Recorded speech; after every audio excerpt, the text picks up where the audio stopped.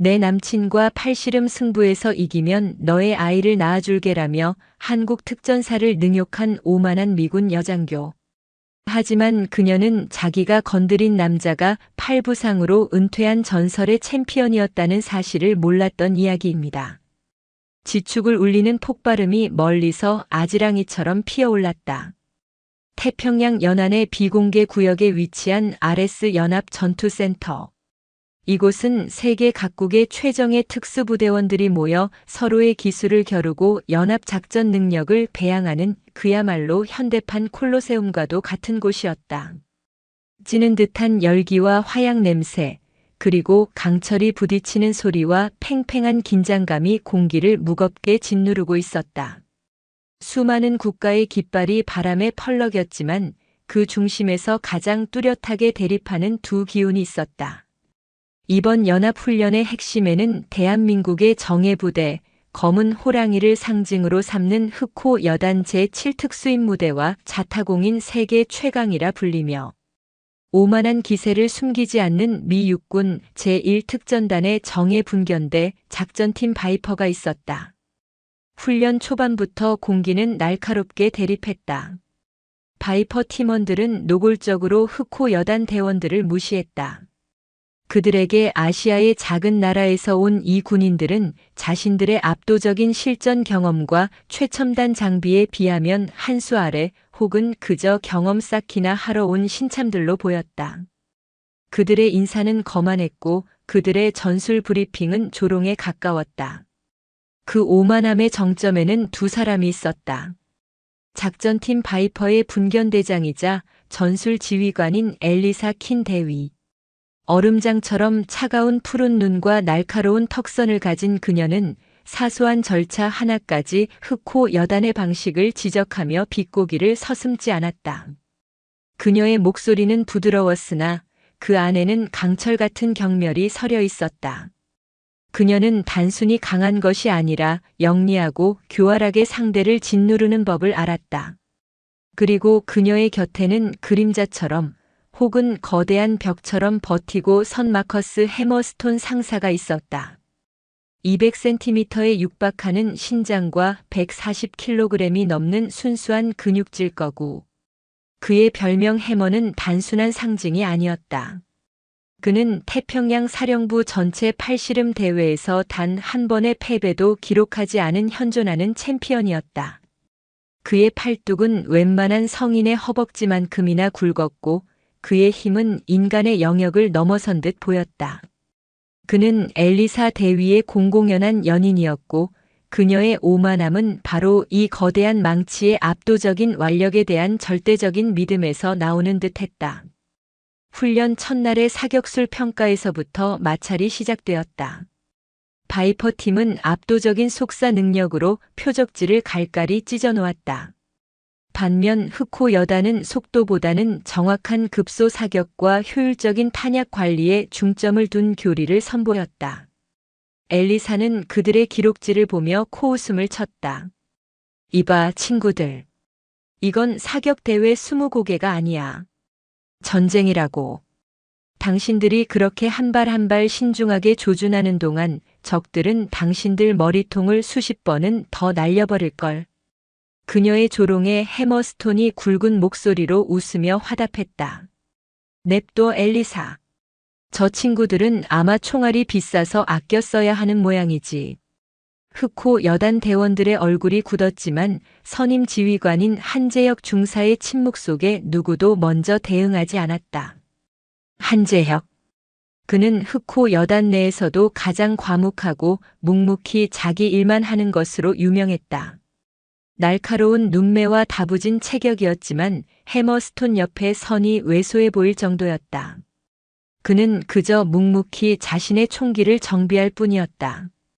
그의 침묵은 복종이 아니었으나 엘리사는 그것을 가장 경멸하는 종류의 무기력함으로 받아들였다. 사건은 훈련 셋째 날 저녁 모든 대원이 모인 거대한 야전 식당에서 터졌다. 훈련의 피로와 각 부대 간의 경쟁심이 뒤엉켜 식당 내부는 시끄러운 소음으로 가득했다. 소란의 중심에는 역시 해머스톤이 있었다. 그는 자기 부대원들과 시시덕거리며 테이블에 앉아 건장한 아군 신병 하나의 팔을 마치 어린아이 팔목 비틀듯 가볍게 넘기고는 보란듯이 굉음을 내며 포효했다. 그는 빈 맥주캔을 한 손으로 쥐어 터뜨리듯 우그러뜨렸다. 이봐. 여기 이 망치를 이길 놈 없어. 이 동양인 친구들 중에는 힘 좀 쓴다는 사람이 없나 보지. 응? 혹시 젓가락질할 힘밖에 없는 건가? 그의 도발적인 외침에 미군 부대원들이 폭소를 터뜨렸다. 흑호 여단 대원들의 얼굴이 치욕으로 굳어갔다. 불필요한 마찰을 피하라는 상부의 지시가 있었지만 모욕은 이미 선을 넘고 있었다. 그때 식사를 마치고 조용히 식판을 반납하려던 한재혁 중사와 해머의 어깨가 가볍게 부딪혔다. 해머가 일부러 어깨를 들이민 것이었다. 한재혁 중사는 가볍게 목례를 하고 그를 지나치려 했다. 그 어떤 반응도 보이지 않는 무표정한 얼굴. 바로 그 태도가 엘리사 킨 대위의 가장 오만한 심기를 건드렸다. 그녀는 그 조용한 무시 혹은 무관심을 참을 수 없었다. 그녀는 날카롭게 웃으며 자리에서 일어섰다. 식당의 모든 소음이 순식간에 잦아들었다. 모두의 시선이 얼음의 여왕 같은 그녀에게로 향했다. 잠깐 거기 조용한 친구. 한재혁이 걸음을 멈추고 그녀를 돌아보았다. 엘리사는 마치 모델처럼 우아하게 그러나 먹잇감을 노리는 독사처럼 천천히 그에게 다가갔다. 고혹적이지만 치명적인 독이 서린 미소였다. 그녀는 한재혁의 얼굴 바로 앞까지 다가와 그의 가슴팍에 달린 계급장과 부대 마크를 경멸스럽게 훑어보았다. 당신, 우리 해머가 무서워서 도망가는 건가? 아니면 원래 한국 군인들은 싸움이 벌어지면 뒤로 숨는 게 특기인가? 불필요한 마찰은 피하고 싶습니다, 대위님. 한재혁의 목소리는 낮고 차분했다. 마찰? 오, 이건 마찰이 아니야. 그냥 확인이지. 그녀는 연인인 해머스톤의 거대한 이두박근을 마치 전리품처럼 관능적으로 쓸어내리며 말했다. 그리고는 식당 전체에 울릴 만큼 또렷하게, 그러나 얼음처럼 차가운 목소리로 선언했다. 좋아. 당신이 지금 여기서 내 남자 이 해머스톤의 팔을 꺾는다면 그녀는 잠시 숨을 골랐다. 그녀의 푸른 눈이 한재혁의 머리부터 발끝까지 훑었다. 그것은 경멸을 넘어선 한 생명체를 향한 노골적인 모욕의 시선이었다. 내가 기꺼이 당신의 아이를 임신해 주지. 세계 최강의 군인과 아시아의 챔피언이 만났으니 아주 걸작이 태어나겠네. 안 그런가? 식당은 얼어붙었다. 흑호 여단 대원들은 물론이고 개방적인 문화에 익숙한 미군들조차 이 정도의 발언에는 경악을 금치 못했다. 이것은 단순한 도발이 아니었다. 한 인간의 존재 가치와 한 국가의 자존심을 짓밟는 가장 원초적이고 가장 모욕적인 내기였다. 여성으로서 그리고 장교로서의 모든 품위를 내던진 발언이었다. 엘리사는 한재혁의 굳은 얼굴을 보며 승리를 직감한 듯 미소를 더 짙게 그렸다.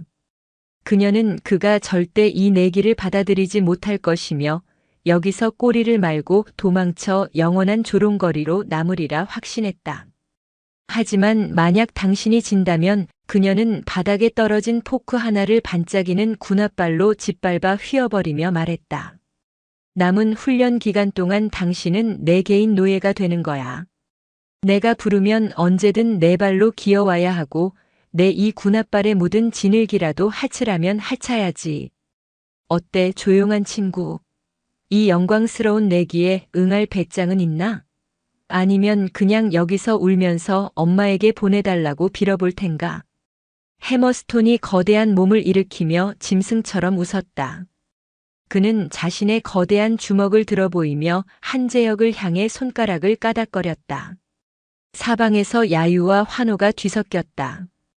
흑호 여단 대원들은 치욕에 얼굴이 벌개졌지만 그 누구도 섣불리 한재혁에게 응하라고 말하지 못했다. 상대는 인간의 완력을 넘어선 망치였다. 한재혁은 그 모든 모욕의 폭풍 한가운데서 천천히 눈을 감았다 떴다. 그의 눈빛은 더 이상 조용하지 않았다. 그것은 폭풍 전야의 검은 바다처럼 깊고 사납게 그리고 슬프게 일렁이고 있었다. 식당의 공기는 차갑게 응고되었다. 수백 개의 눈동자가 오직 한 사람, 한재혁 중사에게로 향했다. 그는 그 자리에서 움직이지 않았다. 그의 침묵이 길어질수록 미군들 사이에서는 조롱 섞인 웃음소리가 파도처럼 밀려왔다. 이봐, 대답해야지. 겁먹었나? 그냥 무릎 꿇고 싹싹 빌어. 저 아름다운 대위님께서 용서해 주실지도 모르잖아. 아니면 정말 저 여자와 자고 싶어서 고민하는 건가? 주제를 알아야지. 흑호 여단의 동료들, 특히 한재혁의 오랜 전우이자 부사수인 박진수 하사는 입술을 피가 나도록 깨물었다. 그는 한재혁의 과거를 알고 있었다. 그가 왜 그토록 자신의 오른팔을 아끼는지, 비가 오는 날이면 왜 남몰래 고통스러워하는지, 그리고 그가 왜 다시는 그 세계에 발을 들이지 않으려 하는지를. 안 돼, 재혁이 형. 저건 함정이야. 저 여자는 우리가 모르는 형의 과거를 알 리가 없어. 순전히 우릴 모욕하려고 저러는 거야. 저 도발에 넘어가면 안 돼. 그 팔은 다시 쓰면 안 된단 말이야. 한재혁의 머릿속은 수만 가지 생각으로 폭발할 것 같았다. 엘리사 킨의 목소리가 귓가에 메아리 쳤다. 당신의 아이를 임신해 주지. 그것은 여성이 할 수 있는 가장 극단적인 제안이자 상대를 남자로도 군인으로도 인간으로도 인정하지 않겠다는 최악의 모욕이었다. 그것은 한재혁 개인을 넘어 지금 이 순간 그가 입고 있는 군복과 그 군복을 입은 흑호 여단 대원 모두 나아가 그가 지키고자 맹세했던 모든 것의 명예를 겨냥한 독침이었다. 그의 오른손이 전투복 바지 재봉선을 따라 미세하게 떨려왔다. 그것은 공포가 아니었다. 억눌린 분노와 너무나도 선명하게 되살아나는 과거의 고통 때문이었다. 몇 해 전 한재혁은 강철의 집게더 스틸 그림나 불리며 대한민국 팔씨름계를 평정한 무패의 챔피언이었다. 그는 단순한 힘이 아니었다. 상대의 힘줄과 신경을 파고드는 천재적인 기술과 강철보다 질긴 힘줄, 그리고 무엇보다 상대의 수를 완벽하게 읽는 두뇌로 세계 무대를 향해 거침없이 나아가고 있었다. 운명의 세계 선수권 대회 결승전. 상대는 야비한 반칙을 일삼기로 유명했던 유럽의 거인이었다. 경기 중 극도로 불리해진 상대가 고의적으로 그의 어깨를 비틀며 손목을 꺾어내렸다. 심판이 파울을 불기 직전 우두둑하는 둔탁한 파열음이 경기장 전체에 울렸다. 그의 오른팔 상완의 힘줄과 인대가 마치 오래된 밧줄이 끊어지듯 끔찍하게 파열되었다. 비명조차 지르지 못하는 극심한 고통 속에서 그는 생애 첫 패배와 함께 선수 생명의 종말을 선고받았다. 그것은 단순한 부상이 아니었다. 그의 자부심이자 삶의 모든 것이었던 팔이 가장 영광스러워야 할 순간에 배신당한 순간이었다. 수년간의 고통스러운 재활. 의사는 다시는 무거운 물건조차 들기 어려울 것이라 했다. 다시는 그 강철 같던 악력을 회복하지 못할 것이라 단언했다. 그는 포기하지 않았다. 끊어진 인대를 대신해 주변 근육을 강철보다 더 단단하게 단련시켰고 악력으로 상대의 손을 부수는 대신 상대의 힘을 역이용하고 흘려보내는 기술을 뼈에 새겼다. 그리고 팔씨름이 아닌 나라를 지키는 특전사의 길을 택했다. 그는 자신의 힘을 오직 전우들과 임무를 위해서만 쓰겠다고 다시는 단 한 번의 승부를 위해 이 팔을 혹사하지 않겠다고 다짐했다. 그의 오른팔은 승리를 위한 무기가 아니라 지키기 위한 방패가 되어야 했다. 그런데 지금 저 오만한 여자와 저 무식한 거인은 그의 가장 깊은 상처를, 그가 피눈물을 흘리며 봉인해 두었던 그 과거를 정면으로 짓밟고 있었다. 박진수 하사가 그의 어깨에 손을 얹으려던 순간 한재혁이 먼저 입을 열었다. 좋습니다. 식당의 모든 소음이 다시 한번 멈췄다. 그 한마디에는 설명할 수 없는 무게가 담겨 있었다. 한재혁은 식판을 옆 테이블에 조용히 내려놓았다. 그리고 엘리사 킨을 정면으로 바라보았다. 그의 눈은 더 이상 흔들리지 않았다.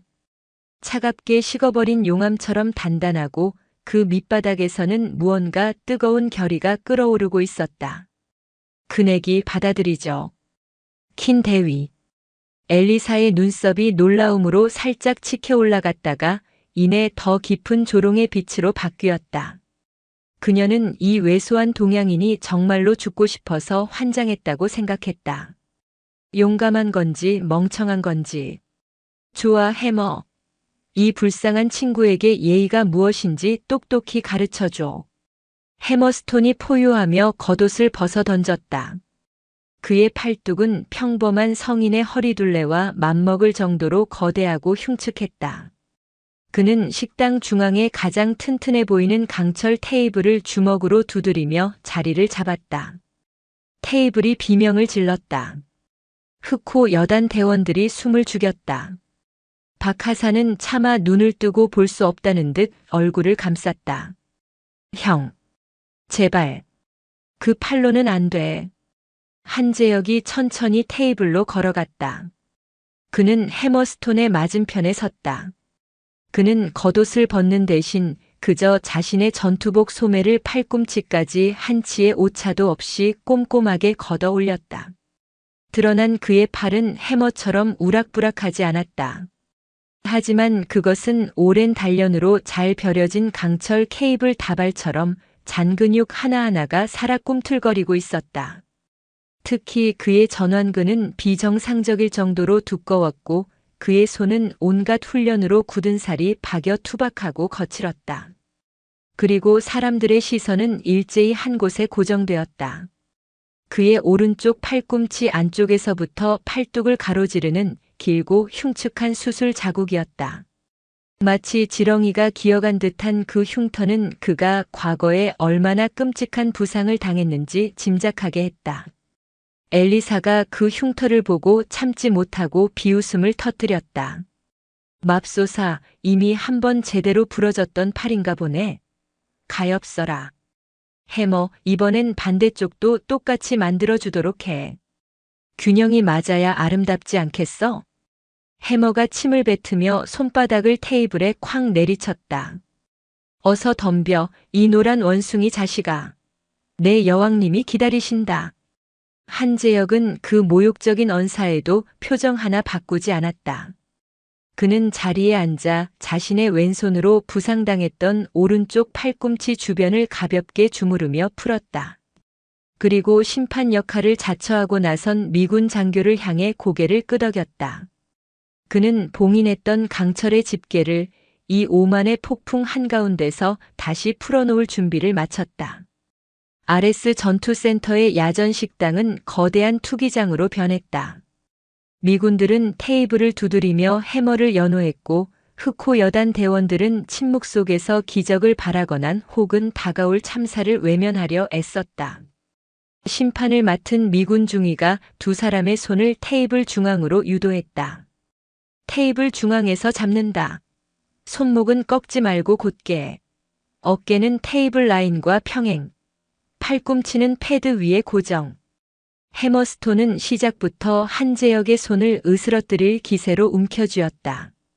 그의 손은 마치 거대한 곰의 앞발처럼 두껍고 살집이 많았으며 그 악력은 소형 유압 프레스와도 같았다. 하지만 한재혁의 손이 그의 소나귀에 잡히는 순간 해머는 순간적으로 당혹감을 느꼈다. 그것은 부드러운 살이 아니라 마치 차갑고 단단하며 날카로운 모서리가 있는 돌덩이를 쥔 듯한 감각이었다. 한재혁의 손가락마디 하나하나가 그의 손바닥 살점을 날카롭게 파고들었다. 엘리사는 팔짱을 낀 채 이 모든 광경을 여유롭게 지켜보았다. 그녀는 10초 안에 저 가느다란 팔이 부러지는 소리를 들을 수 있으리라 기대했다. 레디, 고. 시작 신호가 터지기 무섭게 해머스톤은 예상대로 몸 전체에 체중을 실어 무자비하게 팔을 찍어 눌렀다. 그것은 기술이 아니었다. 140kg의 거구가 내리꽂는 순수한 중력과 폭력 그 자체였다. 그의 어깨 근육이 폭발할 듯 부풀어 올랐다. 테이블이 끼익 소리를 내며 한쪽으로 휘청였다. 모두가 1초 안에 경기가 끝날 것이라 예상했다. 흑호 여단 대원들은 눈을 감았다. 하지만 경기는 끝나지 않았다. 한재혁의 팔은 해머의 무지막지한 공격을 정중앙에서 정확히 받아내고 있었다. 그의 팔은 수평에서 단 1cm도 밀리지 않았다. 마치 거대한 화강암 기둥에 부딪힌 쇠망치처럼 해머의 모든 힘이 한재혁의 팔뚝에서 막혀버렸다. 뭐야? 해머의 얼굴에서 웃음기가 사라졌다. 그는 믿을 수 없다는 듯 반대쪽 손으로 테이블 가장자리를 붙잡고 더욱 강하게 온몸으로 밀어붙였다. 그의 목에 핏대가 괴물처럼 솟아올랐고 얼굴은 시뻘겋게 달아올랐다. 한재혁은 여전히 미동도 없었다. 그는 눈을 감고 있었다. 그의 얼굴은 고통으로 일그러진 것이 아니라 오히려 극도의 집중으로 평온해 보였다. 그의 머릿속에서는 과거의 고통과 현재의 분노가 교차했다. 끊어졌던 힘줄, 의사의 절망적인 진단, 그리고 수만 번 반복했던 재활의 고통. 그는 폭발적인 근력을 잃은 대신 힘을 흘려보내고 힘의 중심을 장악하는 법을 뼈에 새겼다. 그의 팔은 근육이 아니라 힘줄과 인대, 그리고 뼈 구조 자체로 버티고 있었다. 이것은 힘 대 힘의 싸움이 아니라 구조와 구조의 싸움이었다. 이 자식이. 으악. 해머가 마지막 남은 힘까지 끌어모아 전력을 다해 밀어붙이는 바로 그 순간 한재혁의 눈이 번쩍 뜨였다. 지금이었다. 한재혁은 해머의 힘을 버티는 것을 그만두었다. 대신 그는 자신의 손목을 아주 살짝 안쪽으로 비틀었다. 훅훅. 팔씨름에서 가장 강력한 방어 기술이자 공격 기술. 동시에 그는 자신의 손가락 악력, 즉 강철의 집게로 해머의 손바닥 중심부 신경을 지옥처럼 압박했다. 해머는 팔뚝이 아니라 손바닥 한가운데서부터 시작되는 마치 불에 달군 쇠꼬챙이로 쑤시는 듯한 날카로운 고통에 순간적으로 소리를 질렀다. 그의 압도적인 힘에 틈이 생긴 것이다. 그는 고통 때문에 자신도 모르게 팔을 살짝 움츠렸다. 한재혁은 그 찰나의 순간 그 1cm의 틈을 놓치지 않았다.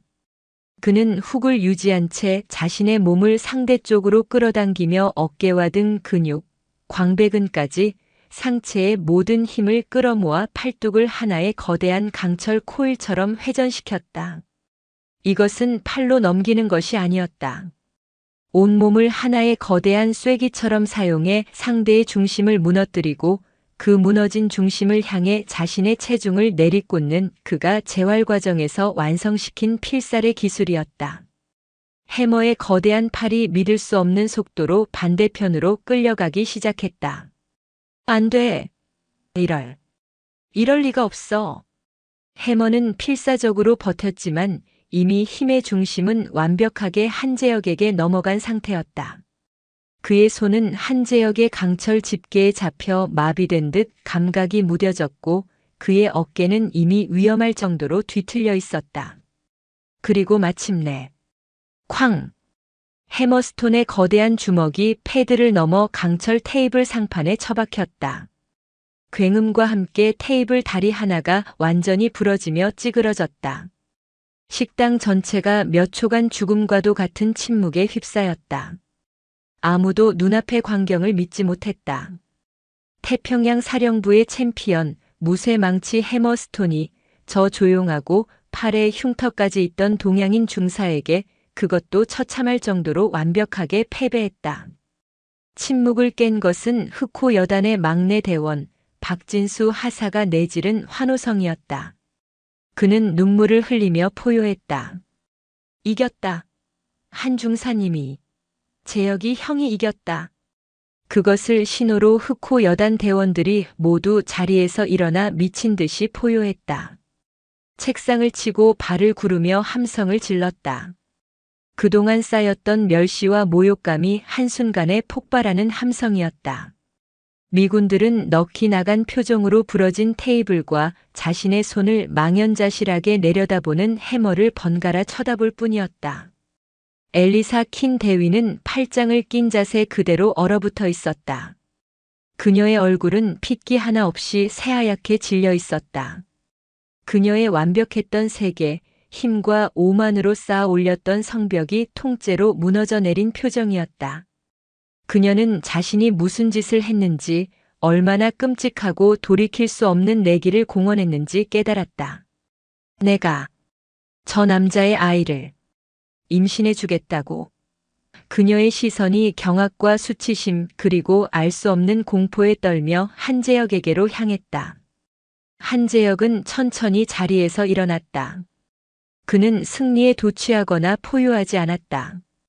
그저 땀으로 젖은 자신의 오른팔을 반대편 소매로 덤덤히 닦아냈다.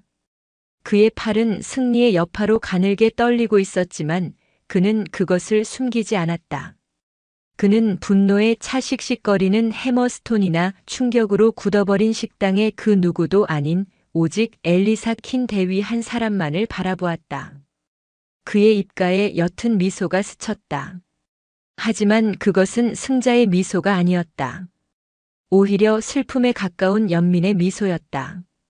그는 천천히 그녀에게로 다가가 식당 전체에 울릴 만큼의 나직하지만 단호한 목소리로 말했다. 약속은 지켜야 할 겁니다.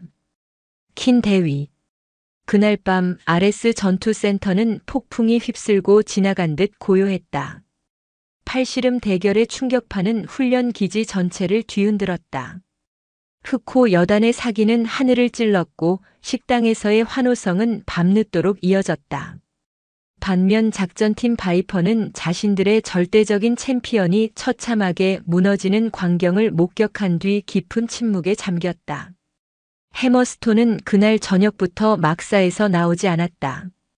그의 막사 안에서는 간헐적으로 무언가를 부수고 집어 던지는 굉음과 짐승 같은 울부짖음이 들려왔지만 누구도 감히 그에게 다가가지 못했다. 하지만 가장 무겁고 어두운 침묵 속에 갇힌 것은 엘리사 킨 대위였다.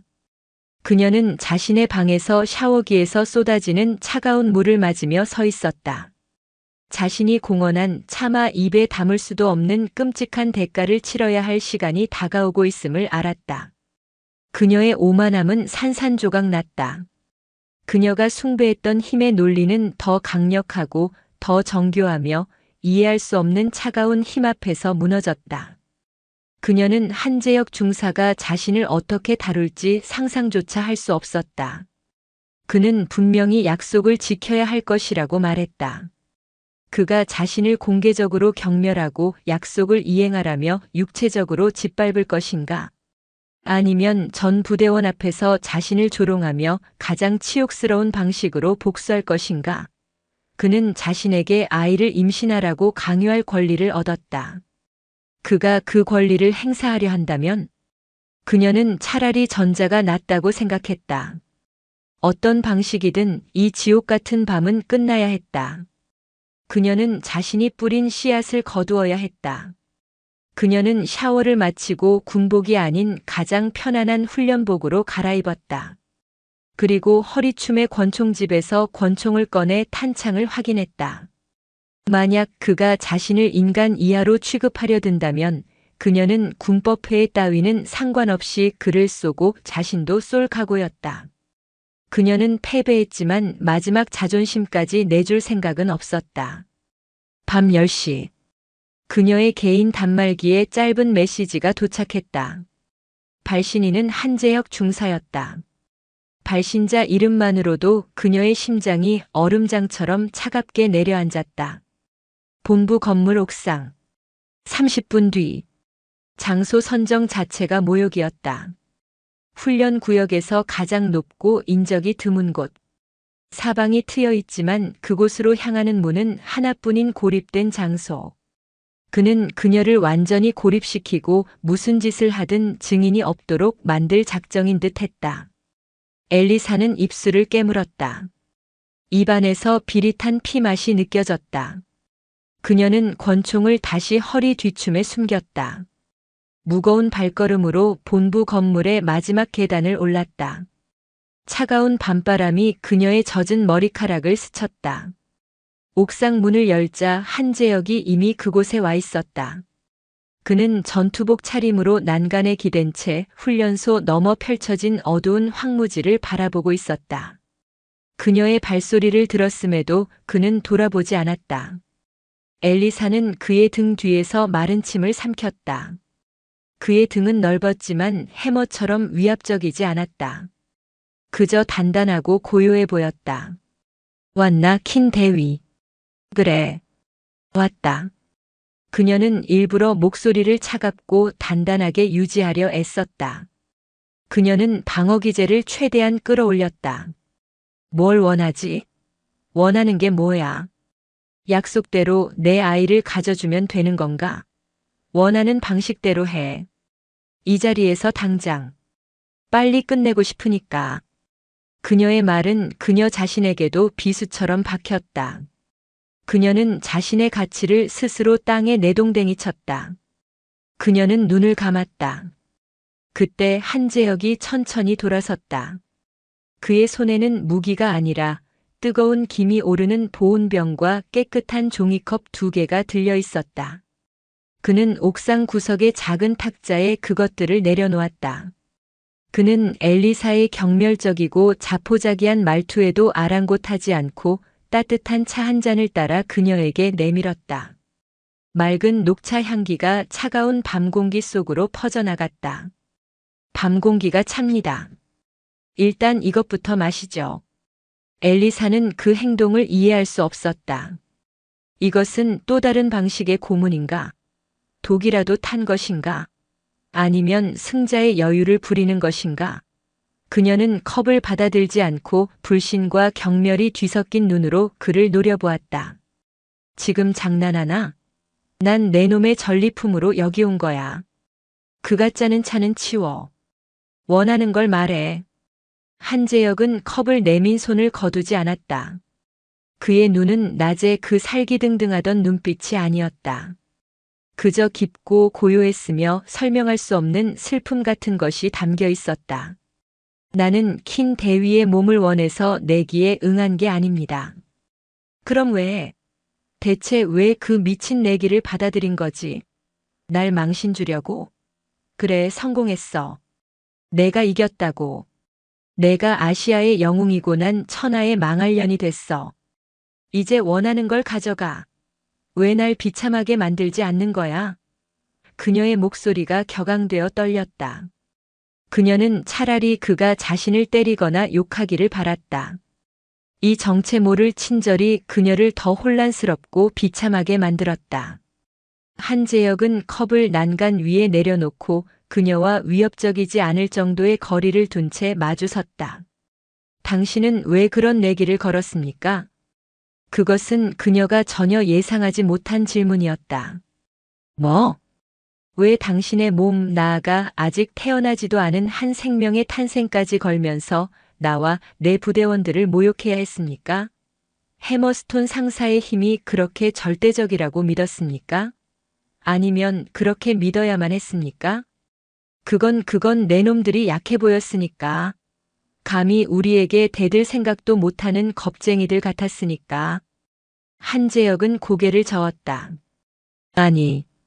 당신은 우리가 두려웠던 게 아니야. 그는 한 걸음 다가왔다. 당신은 당신 자신이 두려웠던 겁니다, 대위님. 닥쳐. 내가 나에 대해 뭘 안다고 짓거려.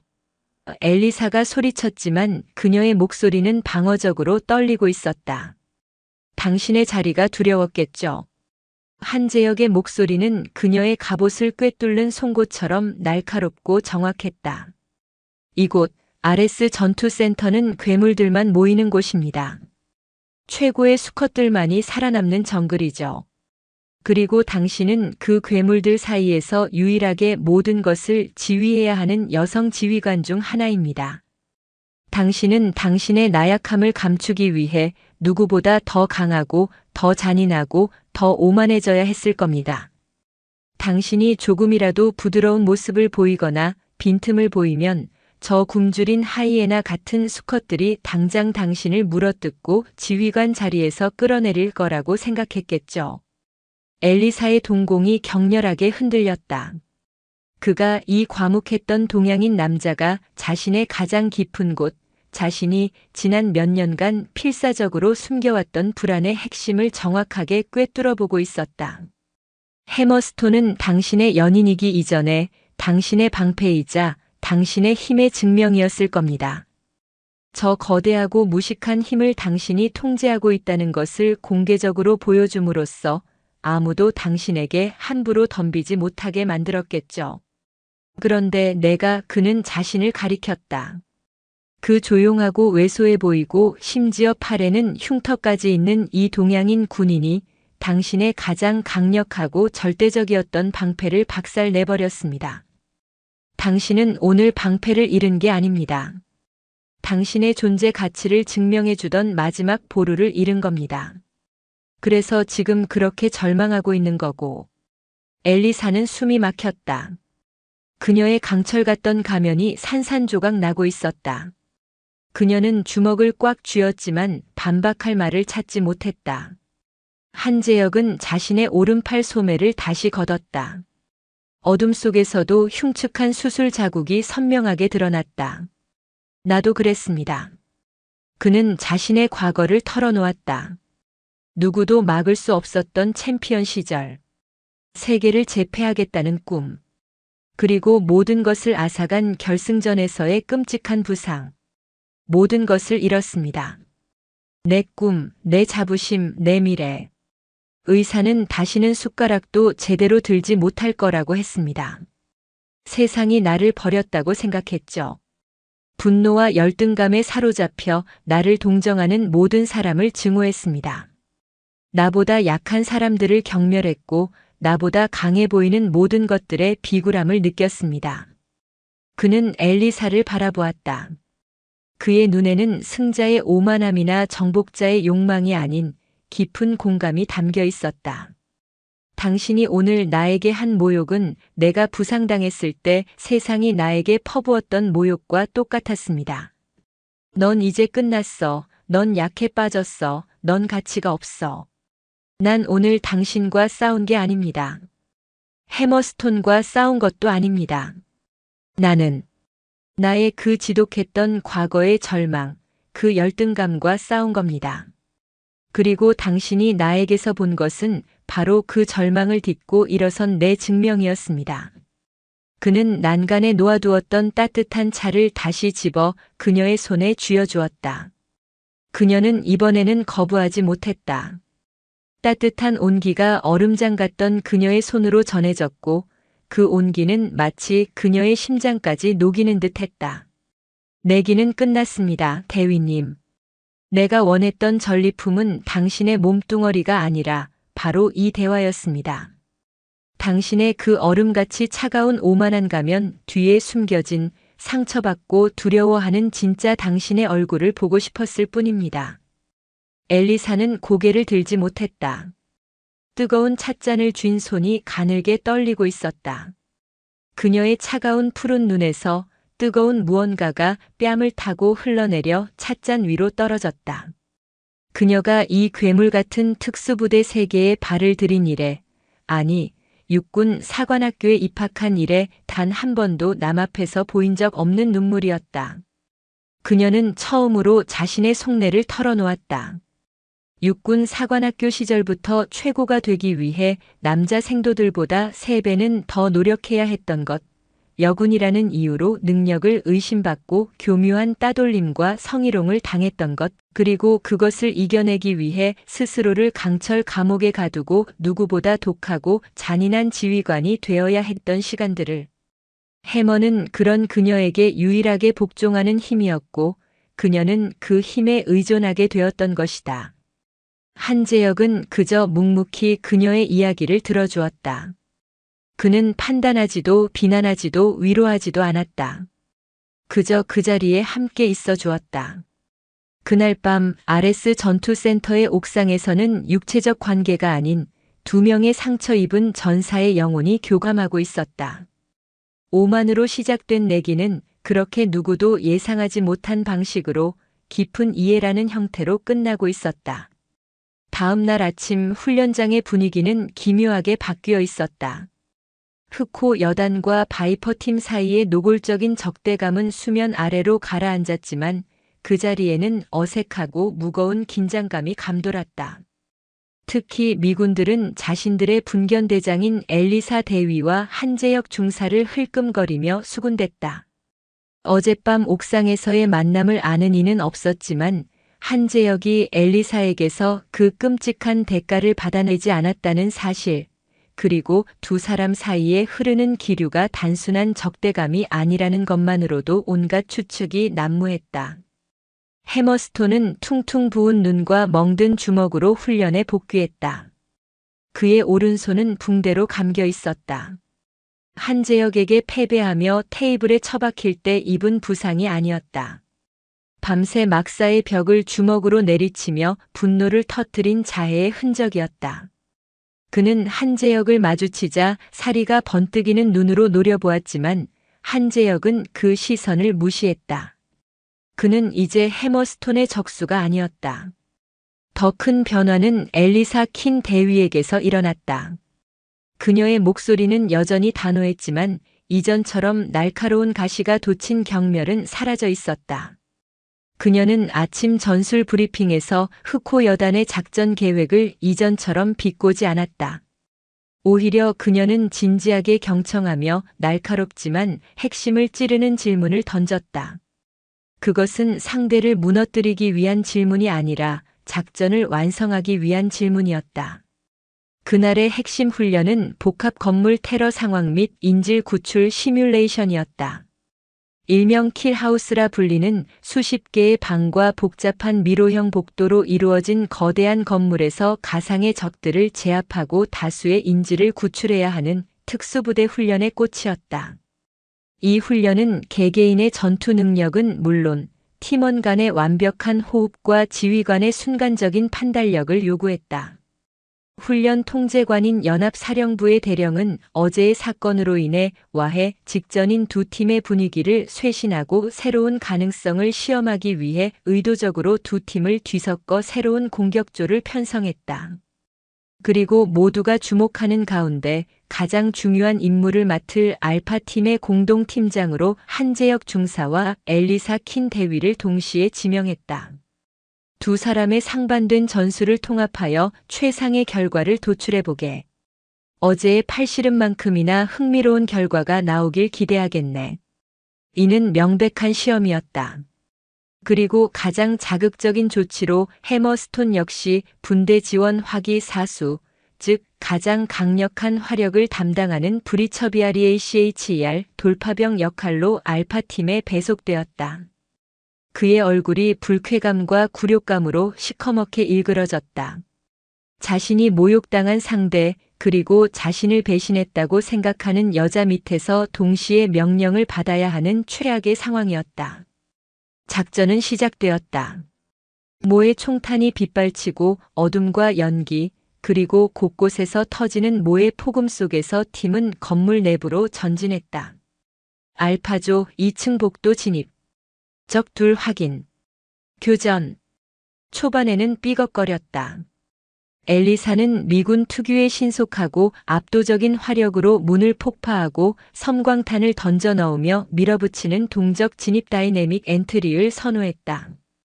반면 한재혁은 소음을 최소화하며 적의 사각을 파고들고 문틈으로 내부를 확인하며 진입하는 흑호 여단의 정교한 은밀 침투 스텔스 엔트리를 바탕으로 움직였다. 엘리사가 다음 방의 문을 폭파하기 위해 폭약을 설치하려는 순간 한재혁이 그녀의 어깨를 잡고 제지했다. 소리가 큽니다. 바로 옆방에 인질이 있을 가능성이 있습니다. 적들에게 우리의 위치를 광고하는 셈입니다. 시간 끌다간 인질이 먼저 죽어. 망설임은 죽음이야 중사. 밀어붙여야 해. 두 지휘관이 충돌하는 바로 그 순간 뒤에서 대기하던 해머스톤이 명령을 무시하고 독단적으로 움직였다. 그는 자신의 우월한 힘을 과시하고 이 교착 상태를 자신이 해결한다는 것을 보여주고 싶었다.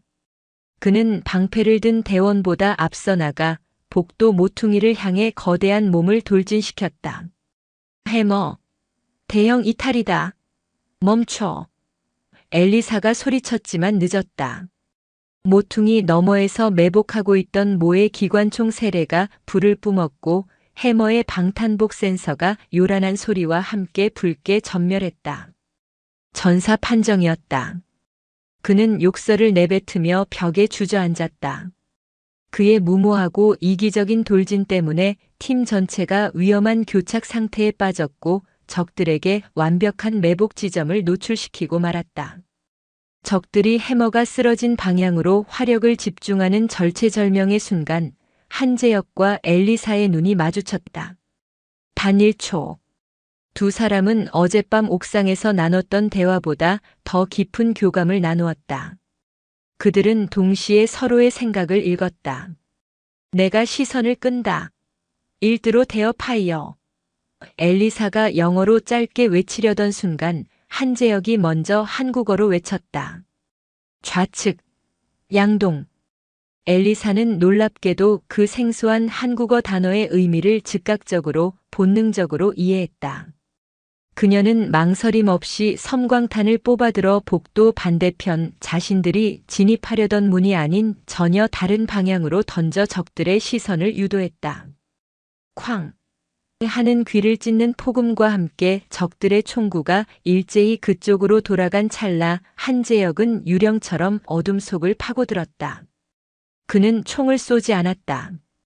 그는 벽을 타고 달려 적의 측면 사각으로 진입했다.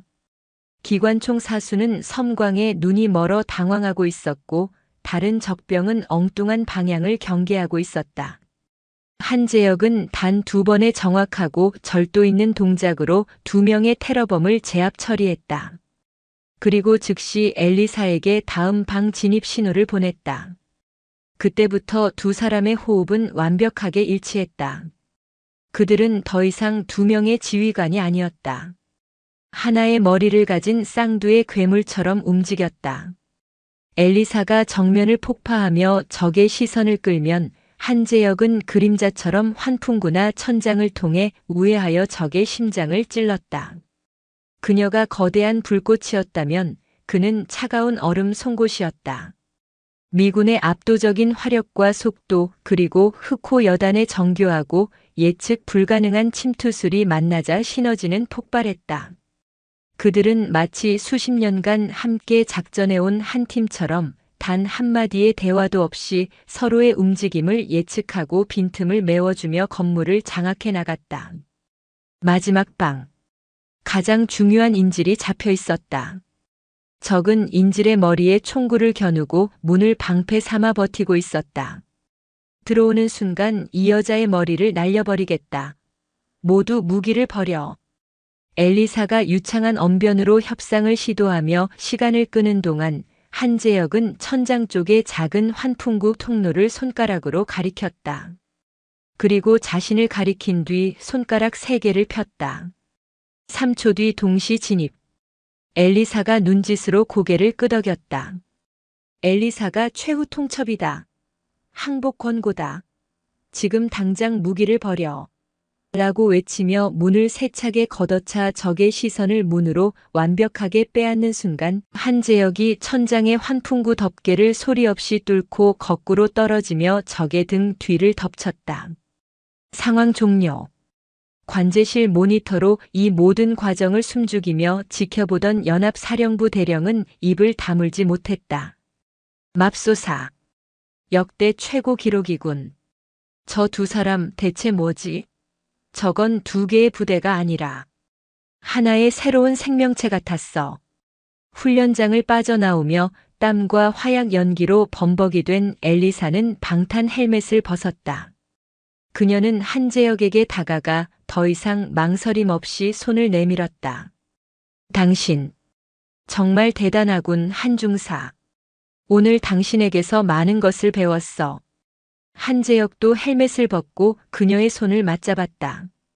대위님의 결단력과 돌파력이 아니었다면 불가능했을 겁니다. 나 역시 많이 배웠습니다.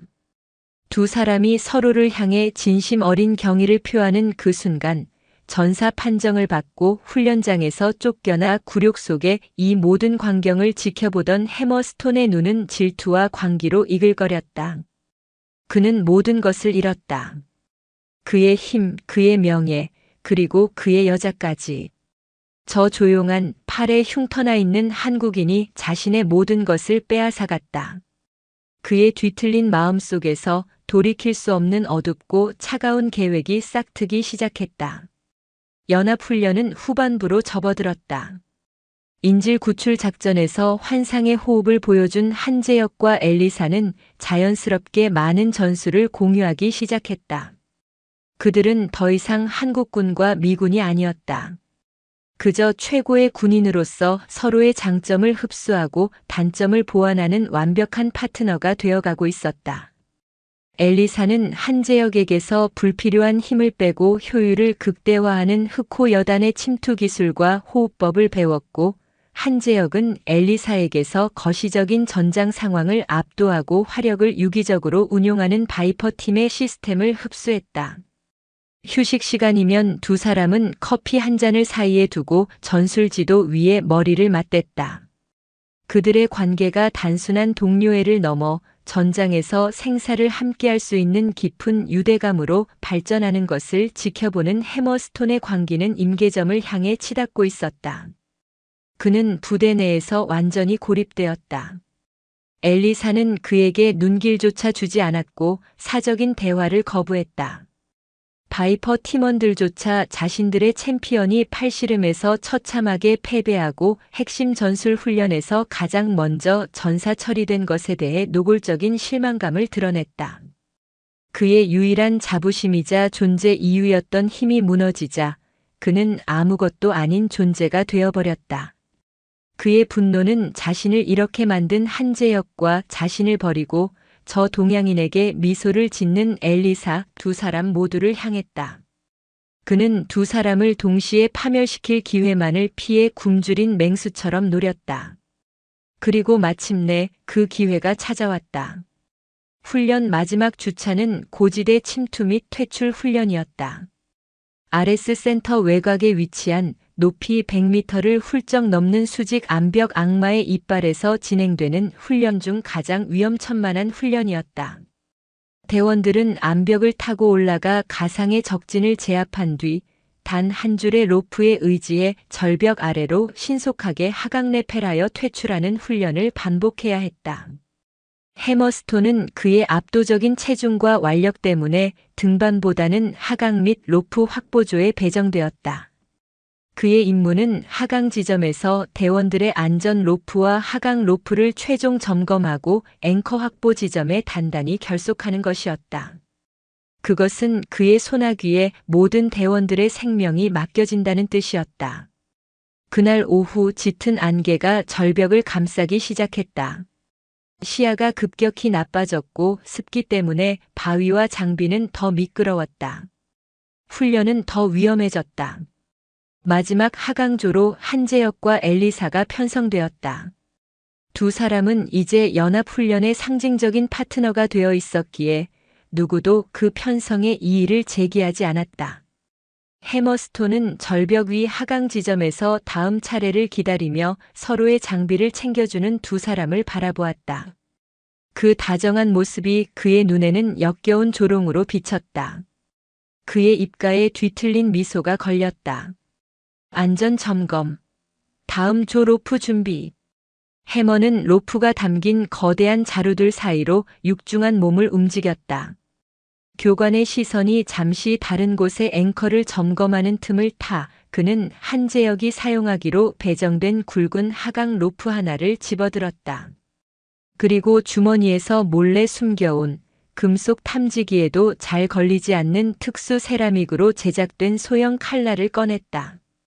그는 로프의 겉면 외피이 아닌 로프의 모든 힘을 지탱하는 핵심 코어 속심 부분에 교묘하게 칼집을 냈다. 그것도 로프의 중간 지점이 아니었다. 그는 치밀했다. 그는 하강 시작점에서 약 10m 아래, 즉 하강자가 절벽에서 첫 번째 도약을 하고 자신의 체중과 가속도까지 더해 최대 하중이 실리는 바로 그 지점을 계산해서였다. 겉보기에는 멀쩡했다.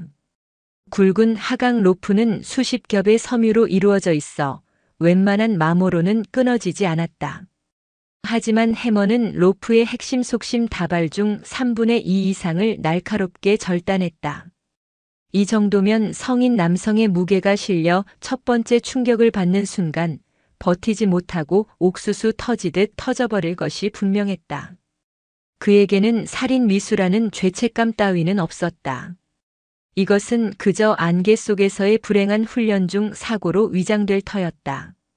한재혁이 사라지면 엘리사는 충격과 슬픔 속에서 다시 자신에게 돌아올지도 모른다고, 혹은 최소한 저 오만한 동양인에게 자신의 모든 것을 빼앗긴 이 끔찍한 치욕을 갚을 수 있다고 생각했다. 그는 태연하게 그 죽음의 로프를 한재혁의 하강 지점 앵커에 능숙하게 결속시켰다. 한중사. 준비 완료. 내 로프는 내가 특별히 더 튼튼하게 확인해뒀다고. 해머가 평소보다 더 크고 유쾌한 목소리로 소리쳤다. 한재혁은 헬멧을 고쳐 쓰고 하강기하강 제동 장치에 로프를 결속했다. 그는 해머의 그 과장된 친절에 순간적으로 미간을 찌푸렸지만 이내 훈련에 집중했다. 엘리사가 그의 옆 라인에서 먼저 준비를 마쳤다. 밑에서 보지, 재혁. 그녀가 헬멧 너머로 짙은 안개를 뚫고 미소를 보냈다. 안전하게, 엘리사. 먼저 간다. 하강. 엘리사가 먼저 절벽 가장자리를 벗어나 유연하게 벽을 박차고 안개 속으로 사라졌다. 한재혁도 뒤따라 하강기에 자신의 체중을 완전히 실으며 절벽 아래로 몸을 던졌다. 첫 번째 도약. 두 번째 도약. 짙은 안개 속으로 그의 모습이 사라져갈 무렵.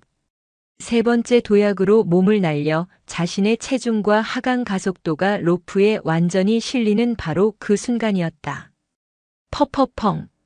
마치 마른 나뭇가지가 부러지는 것과는 비교도 안 되는 팽팽하게 당겨진 수십 가닥의 강철 케이블이 동시에 터지는 듯한 둔탁한 파열음이 울렸다. 해머가 손상시킨 바로 그 지점의 로프가 한재혁의 무게와 충격을 단 1초도 이기지 못하고 속심부터 차례로 끊어져 나간 것이다. 하강기는 허공에서 헛돌았고 로프의 끊어진 끝부분이 채찍처럼 공기를 가르며 그의 헬멧을 스쳐 지나갔다. 재혁. 불과 몇 미터 옆 라인에서 하강하던 엘리사의 찢어지는 비명이 절벽을 갈랐다. 한재혁의 몸은 그 어떤 저항도 하지 못한 채 100m 아래의 바위 투성이 협곡 바닥을 향해 속절없이 추락하기 시작했다. 절벽 위 해머스톤은 안개 속으로 사라지는 그 모습을 지켜보며 광기 어린 미소를 감추지 못했다. 시간이 영원처럼 늘어났다. 한재혁의 몸이 허공으로 내동댕이 쳐지는 순간 그의 뇌는 극도로 냉정해졌다. 수천 번의 훈련이 만들어낸 본능이었다. 비명이 터져나오는 대신 폐 속의 모든 공기를 쥐어짰다. 그는 추락하는 와중에도 10분의 1초 만에 상황을 파악했다. 로프 절단. 하중을 이기지 못한 파열. 이것은 장비 불량이 아니었다. 해머스톤에 과장된 친절이 뇌리를 스쳤다. 당했다. 그의 시야에 안개에 젖은 거친 암벽이 스쳐 지나갔다. 그는 본능적으로 손을 뻗어 무언가를 붙잡으려 했지만 매끄러운 바위 표면은 그의 장갑 낀 소나귀에서 무정하게 미끄러졌다.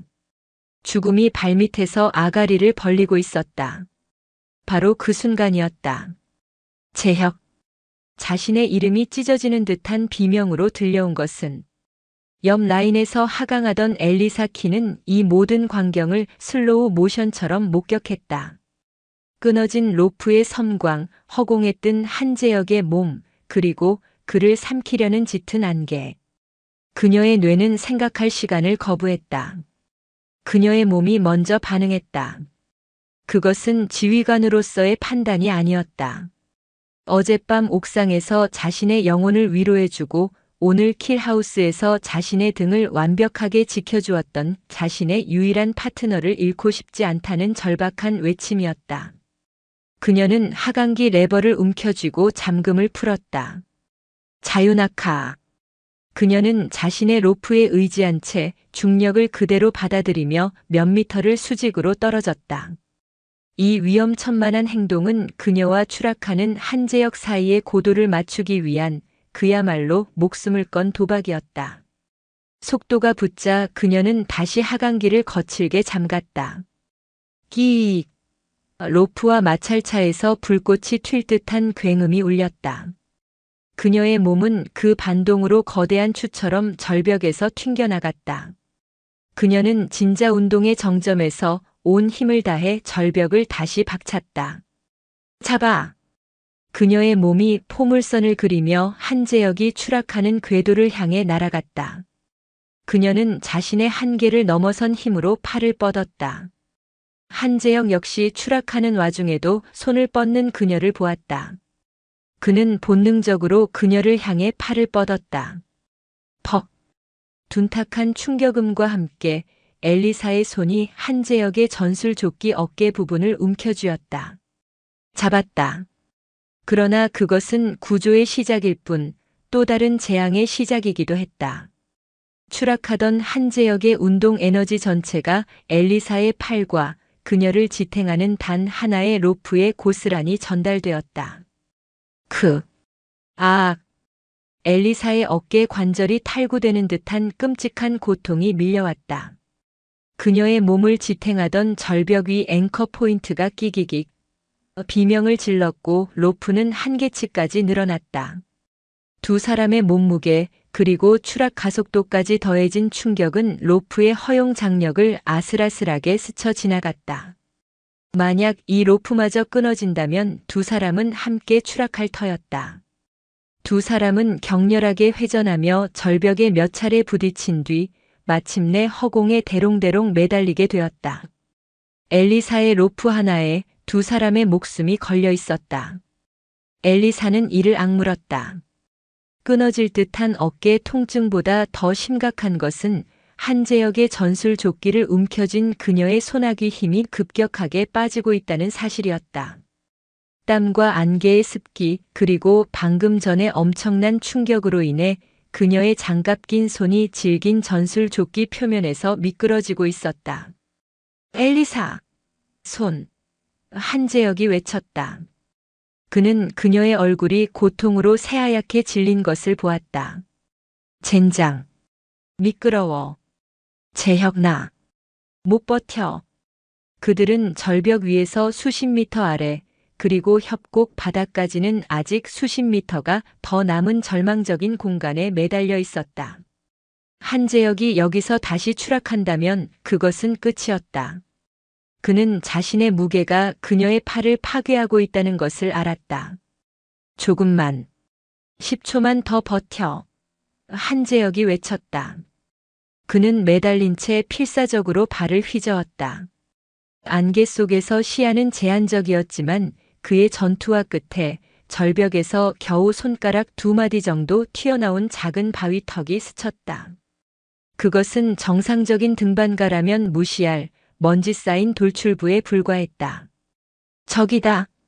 그는 온몸을 반동시켜 시계추처럼 흔들렸다. 한 번, 두 번, 세 번째 반동에서 그는 정확하게 전투와 앞코로 그 작은 턱을 밟는 데 성공했다.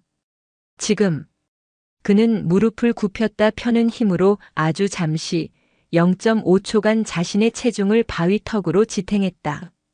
그 찰나의 순간 엘리사는 자신의 손을 고쳐 잡을 시간을 벌었다. 한재혁은 즉시 확보한 그 작은 턱의 의지에 매달린 상태로 엘리사의 팔에 걸린 하중을 자신의 다리로 극적으로 분산시켰다. 그들은 가장 절망적인 상황에서 가장 완벽한 협력으로 살아남고 있었다. 그 순간 절벽 위 하강 통제 플랫폼은 아수라장이 되어 있었다.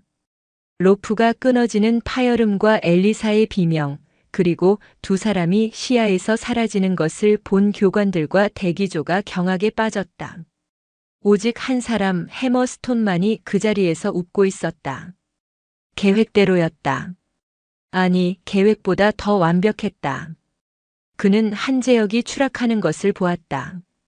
그런데 그 순간 무전기에서 다급한 외침이 터져나왔다.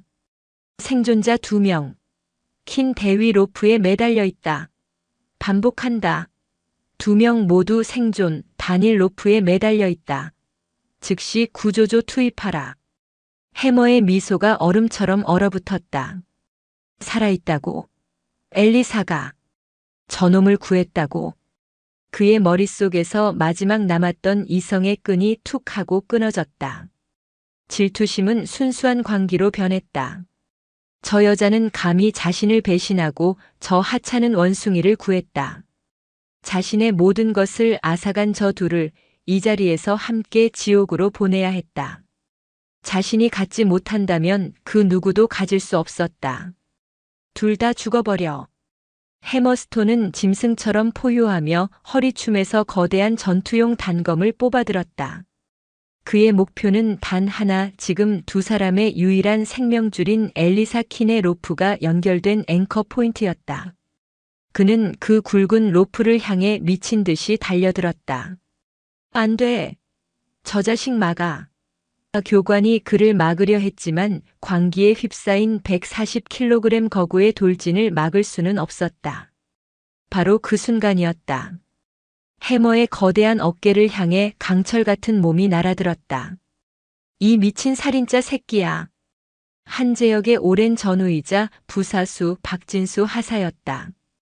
박 하사는 그날 팔씨름 내기 이후부터 줄곧 해머스톤을 의심의 눈초리로 지켜보고 있었다. 그는 한재혁의 부상당한 팔을 알기에 그날의 승리가 얼마나 위대한 승리였는지, 그리고 해머의 패배가 얼마나 치욕스러운 것이었는지 누구보다 잘 알았다. 그는 오늘 로프 점검 때부터 해머가 한재혁에게 과장된 친절을 베풀 때 그의 눈빛이 정상이 아님을 직감했다. 그는 하강하는 동료들이 아니라 해머스톤의 손과 그의 행동만을 뚫어져라 지켜보고 있었다. 한재혁의 로프가 터졌을 때 박하사는 본능적으로 아래를 내려다보는 대신 해머의 얼굴을 보았다. 그리고 그가 안개 속을 바라보며 만족스럽게, 그리고 광기 어리게 미소 짓는 것을 보았다. 박하사는 해머가 칼을 뽑아드는 순간 모든 것을 깨닫고 몸을 날린 것이다. 두 거구가 절벽 끝 플랫폼에서 격렬하게 뒤엉켰다. 해머는 압도적인 힘으로 박하사를 밀어붙이며 칼을 휘둘렀고 박하사는 필사적으로 그의 손목을 잡고 버텼다. 칼날이 허공을 가르며 두 사람의 전투복을 찢었다. 그들은 절벽 가장자리 앵커 바로 옆에서 100m 아래의 협곡을 옆에 두고 뒹굴었다. 다 죽여버릴 거야. 너희 한국놈들 전부. 그리고 그 창녀까지. 해머의 주먹이 박하사의 안면에 적중했다. 박하사의 입술이 터지고 시야가 흐려졌지만 그는 해머의 손목을 놓지 않았다. 그는 이성을 잃지 않았다. 만약 이 손을 놓는 순간 칼이 로프를 끊을 것이고 아래에 매달린 두 사람은 즉시 추락할 터였다. 그는 자신의 목숨을 걸고 로프를 지키고 있었다. 해머가 박하사를 들어올려 절벽 아래로 던져버리려던 찰나 절벽 위에서 총성이 한 발 울렸다. 탕! 박하사를 짓누르고 칼을 내리찍으려던 해머의 동작이 멈췄다. 연합사령부 대령이 공포탄이 아닌 실탄을 장전해 해머의 바로 옆 바닥에 경고 사격을 가한 것이었다. 움직이면 머리를 쏴버리겠다, 스톤 상사. 당장 그 칼 버려. 이건 명령이다. 다른 흑호 여단 대원들과 정신을 차린 미군들이 동시에 달려들어 마침내 광기에 휩싸인 해머를 제압했다. 박하사는 피투성이가 된 채 거친 숨을 몰아쉬며 앵커를 확인했다. 다행히 로프는 무사했다. 아래. 두 사람 괜찮나? 지금 구조 로프 내려보낸다. 한재혁이 자신의 무전기를 힘겹게 눌렀다. 그의 목소리는 지쳐 있었지만 침착했다. 여기는 알파. 생존. 엘리사 대위 어깨 부상. 신속한 구조. 바란다. 모든 범행이 발각된 해머스톤은 그 자리에서 결박당했다. 그의 눈은 여전히 사리로 불타고 있었다. 교관들은 즉시 끊어진 한재혁의 로프 끝부분을 회수했다. 짙은 안개 속에서 날카로운 칼날로 내부 속심만 교묘하게 절단된 명백한 증거가 그의 범행을 부인할 수 없도록 섬뜩하게 드러났다. RS 연합 전투센터는 발칵 뒤집혔다. 단순한 훈련 중 사고가 아니라 동맹군에 대한 고의적이고 계획적인 살인 미수 사건이었다. 훈련은 전면 중단되었고 즉시 합동수사단이 꾸려졌다. 기지 전체가 봉쇄되었고 이 전대미문의 사건은 양국 국방부의 최고 위층까지 보고되었다. 해머스톤은 군사법정에 회부되었다. 그는 처음에는 안개 속에서 로프가 바위에 쓸려 끊어진 것이라며 사고를 주장했지만 박진수 하사의 결정적인 증언, 그가 해머의 미소를 목격했다는 것과 그가 칼을 들고 로프를 끊으려 했다는 것, 그리고 구조팀이 회수한 로프의 절단면에서 발견된 그의 세라믹 칼날 성분과 일치하는 미세물질이라는 명백한 증거 앞에 무너졌다.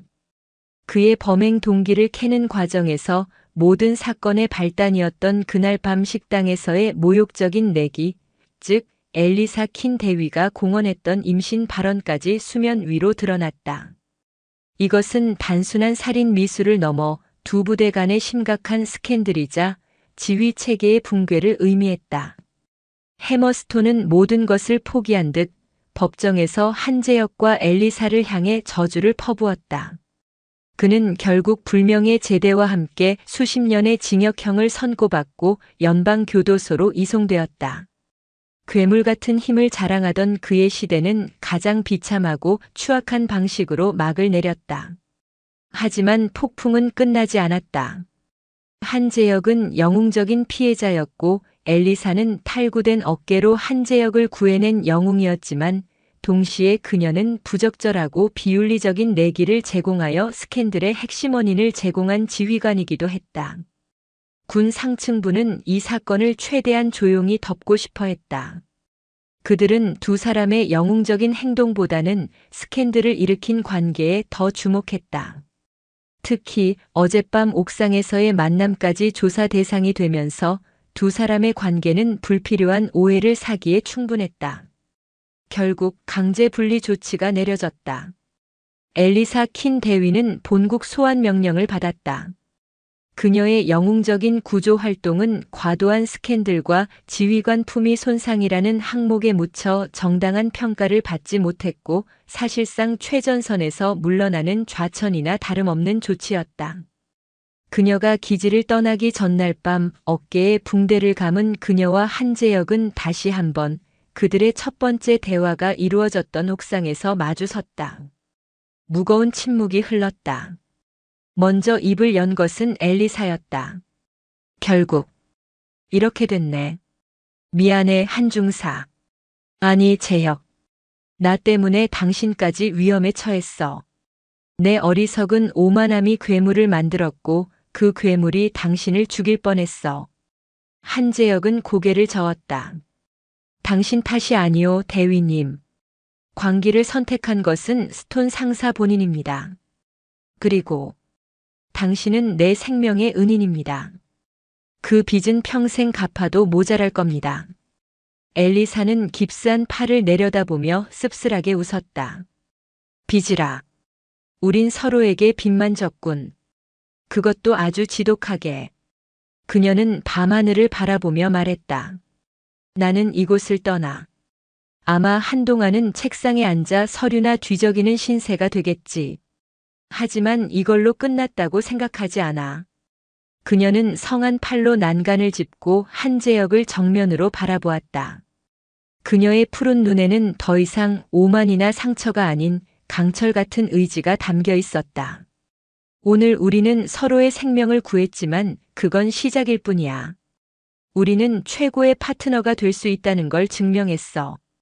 당신의 그 강철 같은 정신력과 나의 전술이 합쳐지면 우린 불가능한 것도 해낼 수 있어. 킬하우스에서처럼. 동의합니다. 그러니 약속해, 재혁.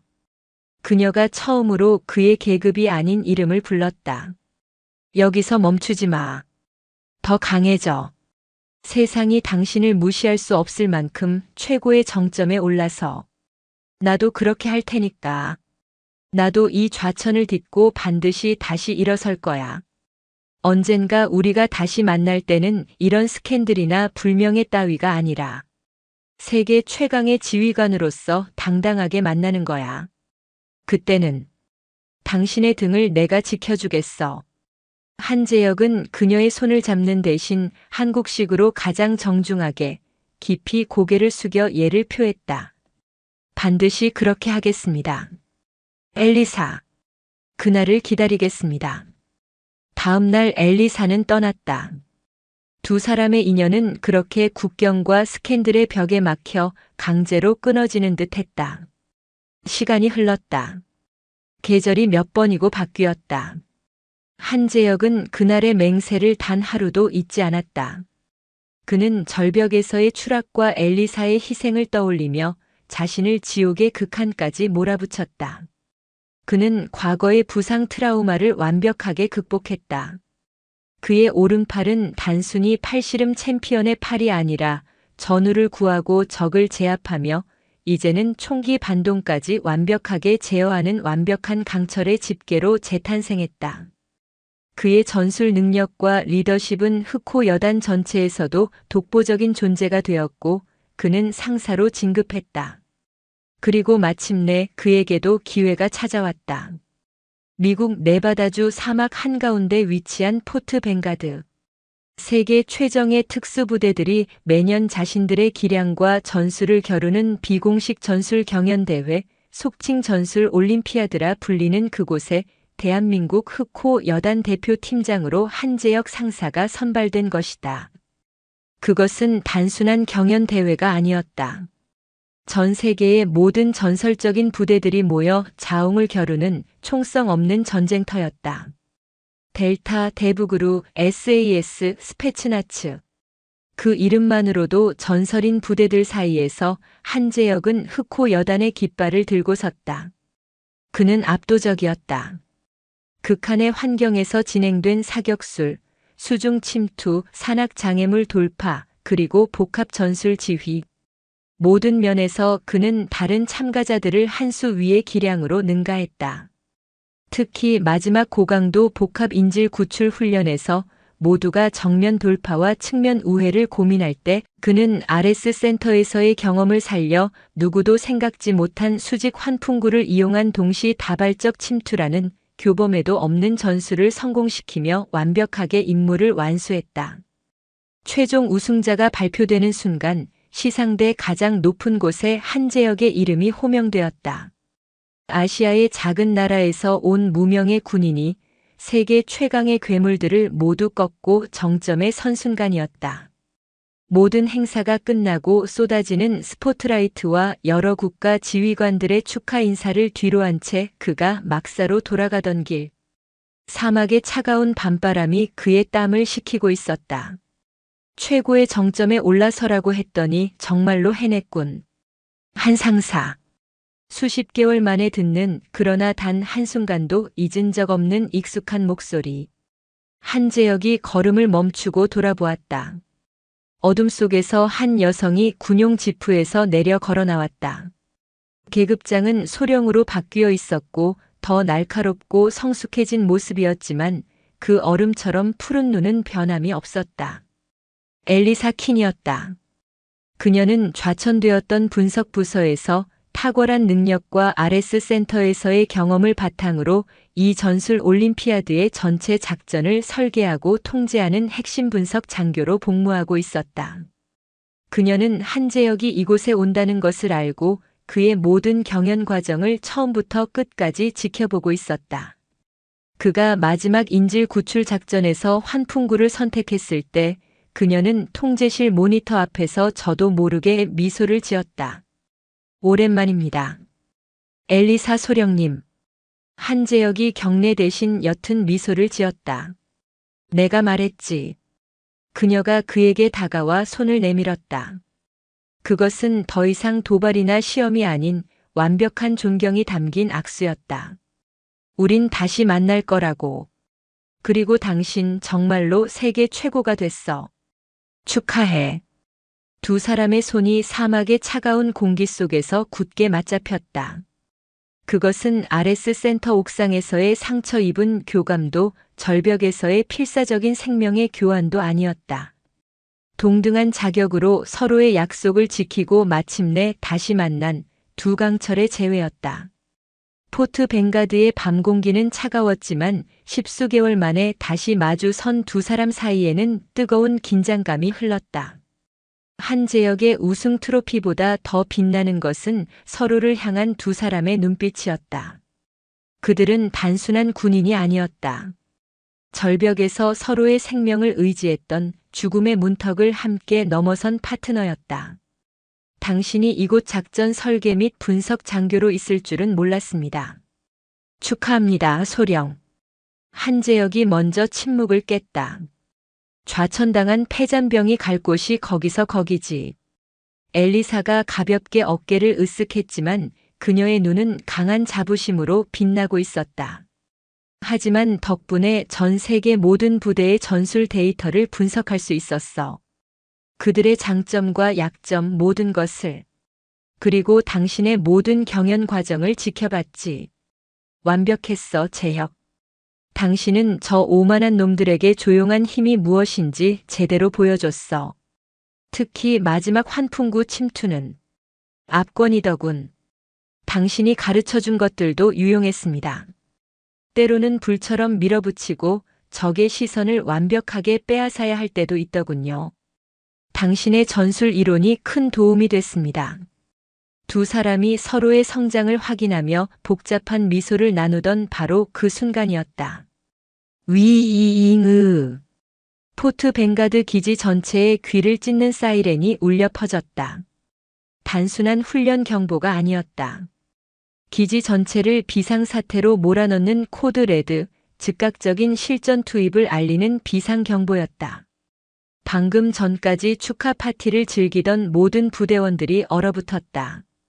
두 사람의 표정이 동시에 굳었다.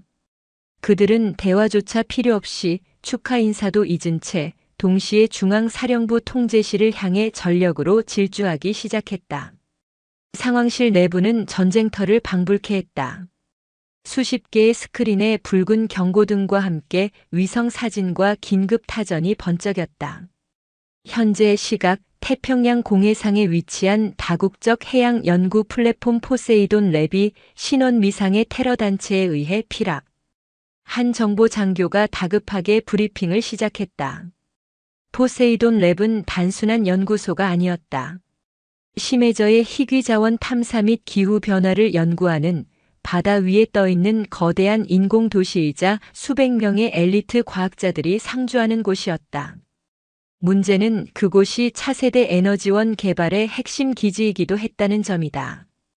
테러리스트들은 최소 50명 이상 중화기로 무장했으며 플랫폼 중앙 동력실과 시추 시설 전체에 막대한 양의 폭발물을 설치했습니다.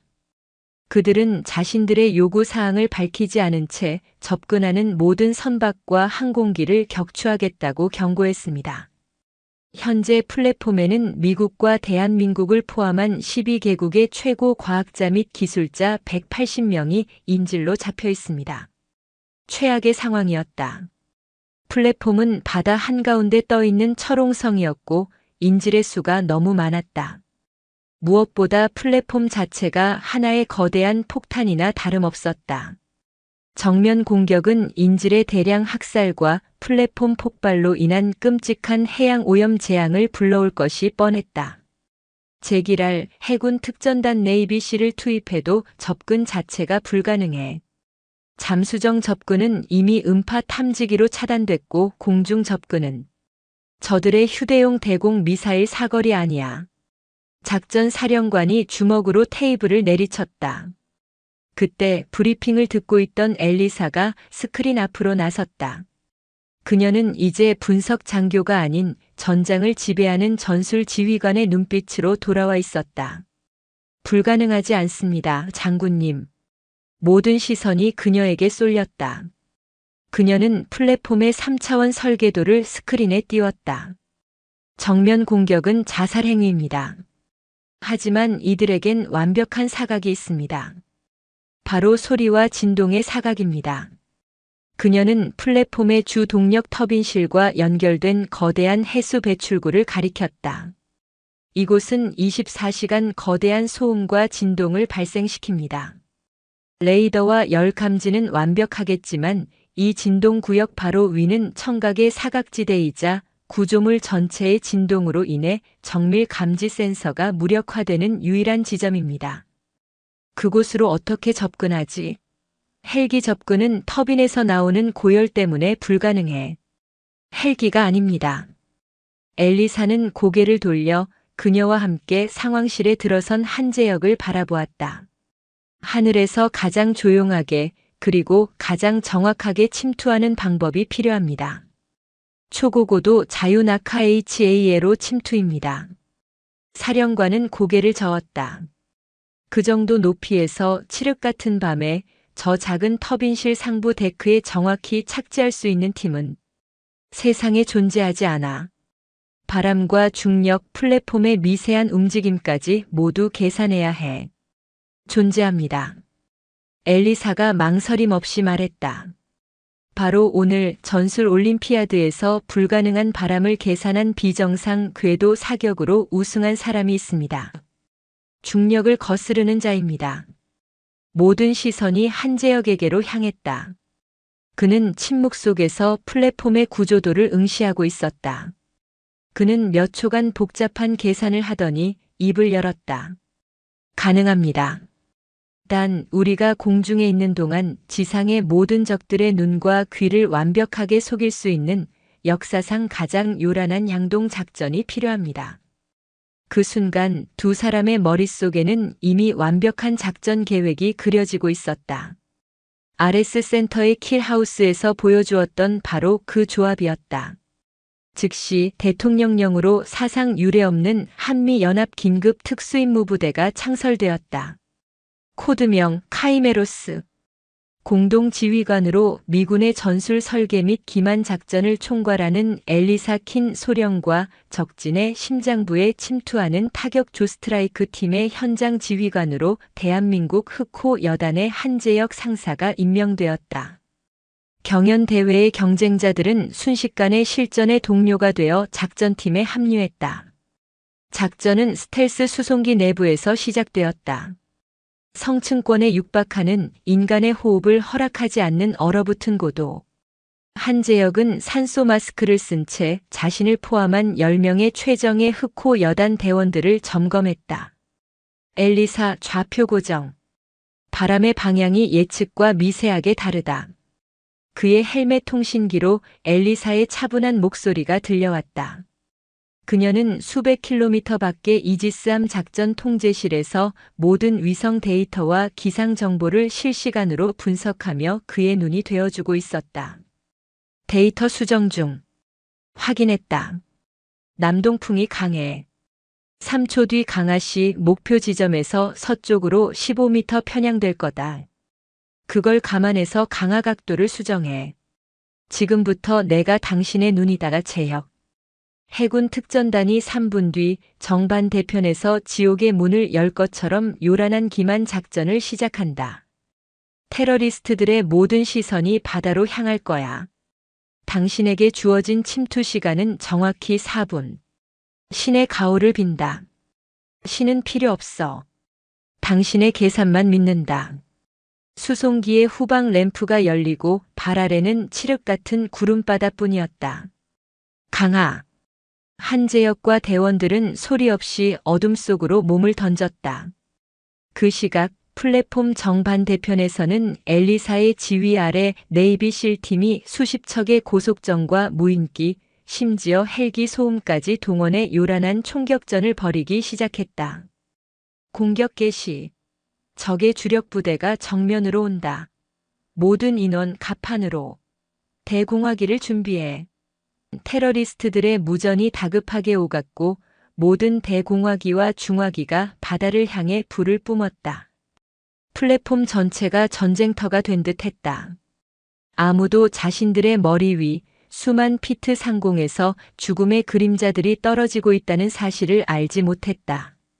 한재혁은 자유낙하하며 거센 바람 속에서 몸의 균형을 잡았다. 그의 눈앞 고글에는 엘리사가 보내주는 수정된 목표 지점이 붉은 점으로 빛나고 있었다. 그는 손짓으로 대원들의 대형을 유지시키며 정확하게 터빈실 상부 그 좁디 좁은 착지점으로 낙하했다. 지상 1000피트. 산계. 저소음 낙하산이 소리 없이 펼쳐지고 10명의 대원들은 칠흑 속에서 정확하게 터빈의 거대한 진동 구역으로 빨려 들어가듯 착지했다. 플랫폼 전체를 뒤흔드는 터빈의 굉음과 진동이 그들의 모든 착지 소음을 완벽하게 삼켜버렸다. 침투 성공. 지금부터 내부 소탕 개시. 확인했다.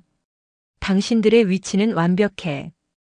2분 뒤 내가 모든 구역의 방화벽을 강제로 개방시키고 내부 통신망을 교란시켜 혼란을 유도하겠다.